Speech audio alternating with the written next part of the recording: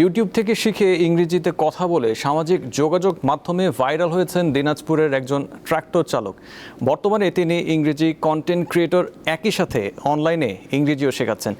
এলাকায় English man নামে পরিচিত তিনি। My name is Hridoy.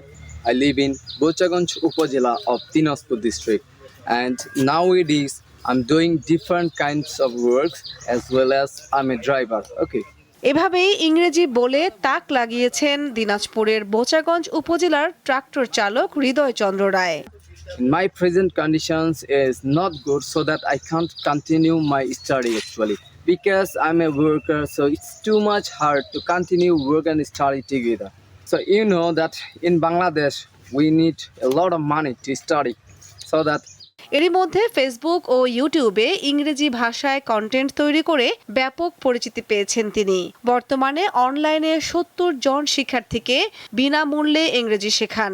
প্রথম কথা হচ্ছে, আমরা গত ক্লাসে কি পড়েছিলাম?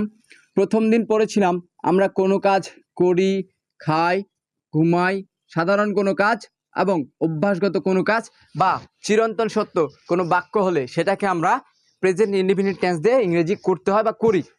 অসাধারণ ইংরেজি দক্ষতা ও সাবলীল বাচনভঙ্গির কারণে নেটিজেনদের কাছে হৃদয় এখন ইংলিশ ম্যান নামেই পরিচিত। They come here to see that what I am doing and why the people. শুধু টেলিভিশনে ইংরেজি সংবাদ এবং ইংরেজি জানা মানুষদের অনুসরণ করেই সফল হয়েছেন হৃদয়। সন্তানের এমন সাফল্যে গর্বিত হৃদয়ের বাবা মা। সময় ফেসবুকে ইংলিশ বকে, আমি বলি আচ্ছা এ কি বকে, সব সময় দিনে রাতে রাস্তাঘাটে যেখানে যাচ্ছে ঘরে দুয়ারে সবসময় খালি ইংলিশে কথা বলে। আমরা তো অত ইংলিশ জানি না, আমরা তো অত পড়ালেখা করি নাই, অল্প স্বল্প করছি।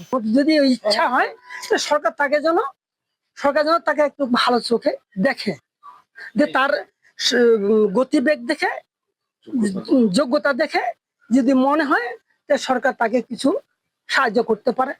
2018 সালে এসএসসি এবং 2020 সালে এইচএসসি পাশ করার পর সেতাবগঞ্জ সরকারি কলেজে পদার্থবিজ্ঞানে অনার্সে ভর্তি হলেও অভাবের কারণে আর লেখাপড়া এগিয়ে নিয়ে যেতে পারেনি হৃদয়। And I have already started my journey.